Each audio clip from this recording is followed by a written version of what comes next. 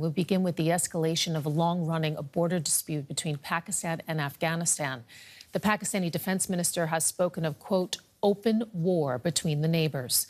Pakistan's military has released these images of early morning airstrikes that it carried out in Afghanistan. Now, Islamabad says dozens of Afghan Taliban fighters were killed. Pakistan struck the capital, Kabul, and the targets in Kandahar and Paktia regions. The Taliban says that its forces have hit back, sending drones against Pakistani military installations. Pakistan accuses Afghanistan of harboring militants who launch attacks inside its territory.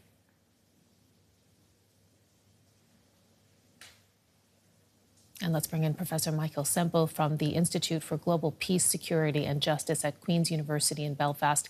He's been involved in peace diplomacy in Afghanistan for both the UN and the EU. He advises senior policymakers dealing with militant Islamic movements in Afghanistan and South Asia. Thank you so much for your time. Pakistan is directly targeting its former allies, the Taliban. Why now? This is a very serious escalation, and it comes on the back of the continuing insurgency inside Pakistan, which they obviously blame on the Afghan Taliban. We've had a string of suicide bombings carried out inside Pakistan. They responded with attacks on the Pakistani militants who are operating outside of Afghanistan, which is something we've seen many times over the past 2 or 3 years. The Taliban decided to escalate by launching attacks on the border. We've had the Afghan Taliban firing across the border into Pakistan, and now this is the latest round of escalation from the Pakistani side, because we had Afghan Taliban attacking Pakistan. Now Pakistan, in sending its air force into action last night, has made a major move of, instead of saying it's just hitting the Pakistani militants who are hiding in Afghanistan, they have directly gone after bases of the Afghan Taliban. And that's why when the defense minister says we're in effect in a state of war, it's accurate. When you have one country attacking the other country's army in its own country, that's a war. Indeed. So now, given all of that you've articulated there, how high are the fears of this raising tension even further, especially considering, you have the backdrop here that this is a nuclear-armed region? Absolutely. And for many years, when all of our countries were involved in Afghanistan, when I used to talk with senior American policymakers, they said what we're really concerned about is the stability of Pakistan. In a sense, they sort of said that Afghanistan was a sideshow. And now we have a situation in which both countries are being destabilized, that the Afghan Taliban have essentially been spoiling for this fight. Over the past 3 years, I have been able to document a whole range of measures which they've been involved in, which made absolutely clear that they worked on the assumption that they would again be in a state of war. They have been investing in preparations like extensive preparation of underground facilities where they can hide during bombardments. So to me, it seems absolutely clear that the Afghan Taliban have no intention of backing down. In a sense, perhaps they're quite happy to be in a state of war. They're a military movement. So then how would you stack these two parties up? Because, it is quite clear that Pakistan has the superior military capabilities. But, the Taliban has a long history and is quite adept at guerrilla warfare. How do you see these two sides stacking up? They each have the ability to do a lot of damage to the other. It's hard to say that either of them has the decisive advantage which would allow them to end a war, score victory over the other. The Afghan Taliban, of course, their strengths are their ability to sustain damage. The bombardment last night is water off a duck's back for the Taliban.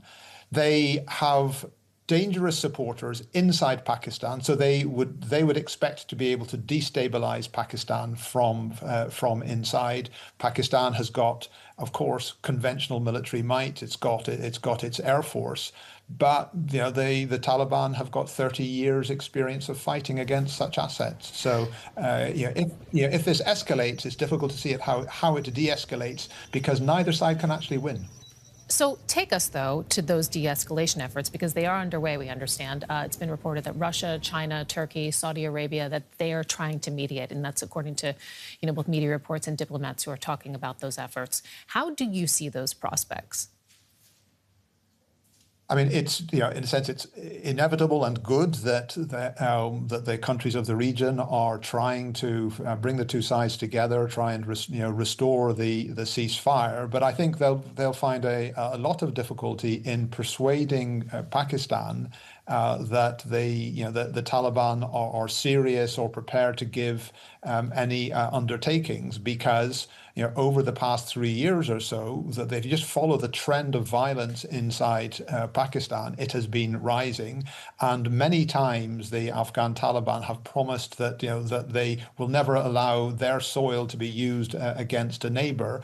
But Pakistan intelligence can see exactly the opposite. They can see that the Afghan Taliban doubling down on support for anti-state militants in Pakistan, while promising to do the opposite. So obviously, if the countries of the region come to Pakistan saying, we've just got a promise from the Taliban, they're going to be well behaved, the Pakistanis will say, where's the guarantee? You've, we mentioned in the beginning of our interview that you've been quite involved in peace and diplomacy in this region for quite a long time. Before we go, what are you going to be looking now, over these next hours and these next days? What are you looking for in terms of, markers about what might happen next?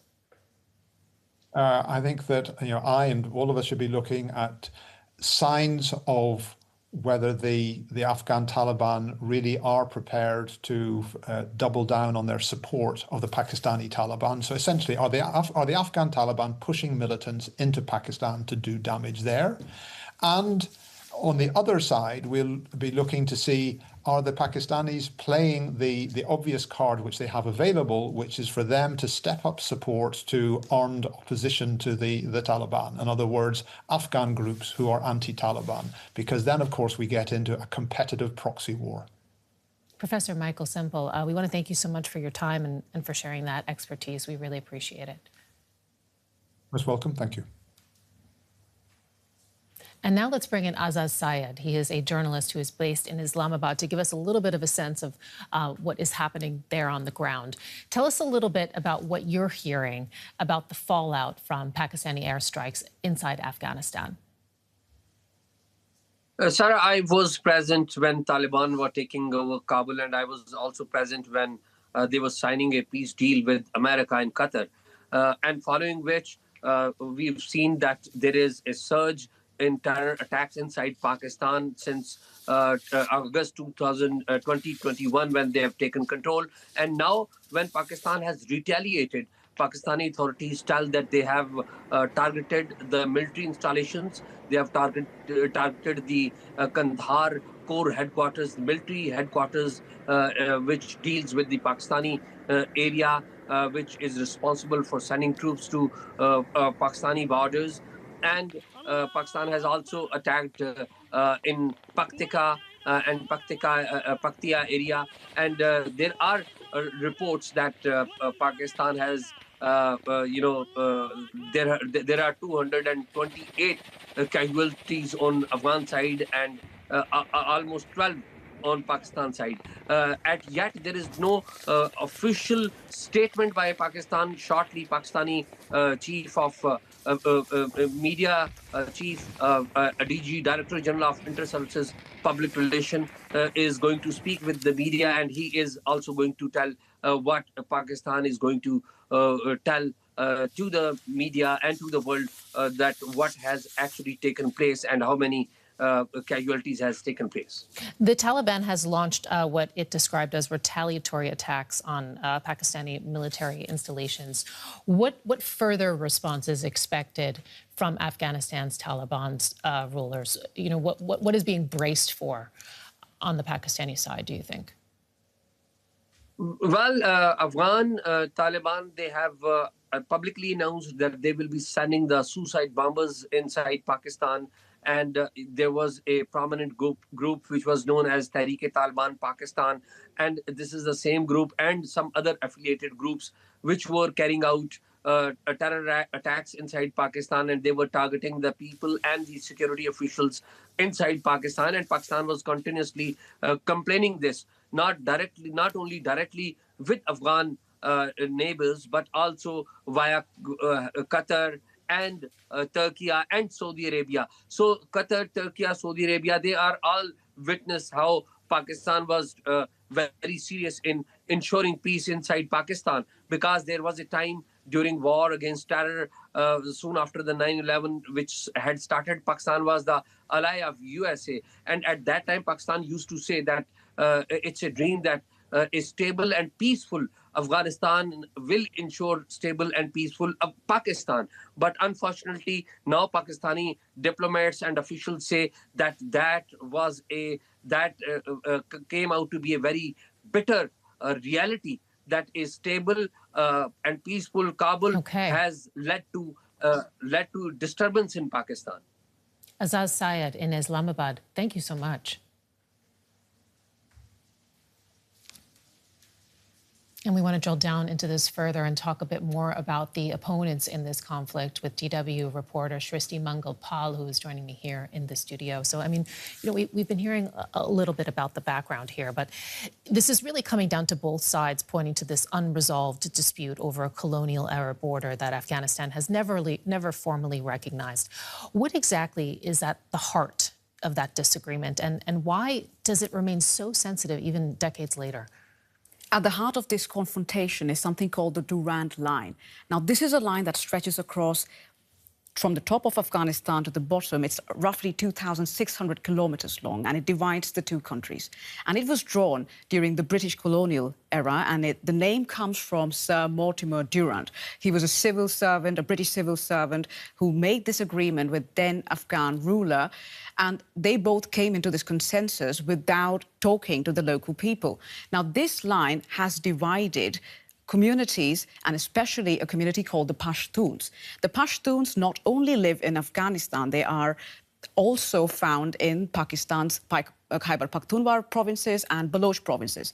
And they used to be one community formed and across different tribes. Now, they had to share resources, and this border was porous, and they used it to trade with each other. Now, ever since that line has been drawn, every successive government from Afghanistan has refused to legitimately accept it, because Pakistan has controlled it and has started fencing it, closing this border up to their own advances. Pakistan's side of agreement is this border is so porous that it allows militants to get across without much monitoring.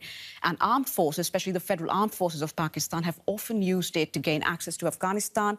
And Pakistan also claims that militants from Afghanistan have often used the border to get through. But who are caught here are the locals, the Pashtuns, who speak Pashto, and which is very close to Dari and Farsi. And these communities find themselves caught here without much security, without, having the chance to really trade with each other, and they are now sequestered. And beyond, I mean, the geopolitics of all of that and the wrangling of all of that, who is going to bear the brunt of this escalation on the ground? Because there are people there. Very simply, the civilians. I mean, you've heard with the other experts, we hear about military casualties and, the loss of life on both sides, from the Taliban forces and the Pakistani forces, but we do not have a lot of data about civilian casualties.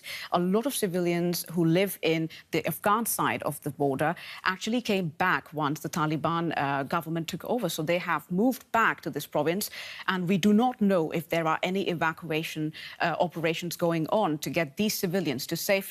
And the military has definitely not ensured if there are enough hospitals set up or there are evacuation centres. We do not know if they exist as of now.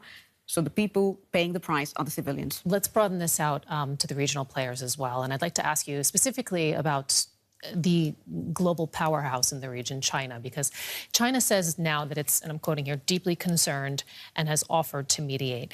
Why is Beijing stepping in now, and what does it stand to lose if instability deepens? it stands to lose multi-billion dollars worth of investment both in Pakistan and in Afghanistan. So there's something called the CPEC, the China-Pakistan Economic Corridor. Now, China wants to connect Western China to the Arabian Sea. So they've invested multi-billion dollars in the Gwadar port, for example, which is Pakistan's largest deep-sea port. They've also invested heavily in Afghanistan. Ever since Taliban took over, Afghanistan had a lot of problems going up with their finances. They had to take a lot of loans from different countries. And that is where China stepped up. They helped build roads, build institutions, and get projects up that would ensure jobs. Now, we have seen in the past that most of the attacks that have happened in Pakistan, which have been claimed by the Taliban in Pakistan, they have concentrated these attacks on these Chinese projects. And the aim of these insurgency groups or militant groups is said to be, what experts say, that they want to target these Chinese projects. So if these clashes go on, these investments could be really unsafe, and China stands to lose a lot of money if that is the case. Okay, so you have players now looking in, and they're looking at these two sides and how they might stack up. And I asked this a little bit earlier, but I'd like to ask you as well.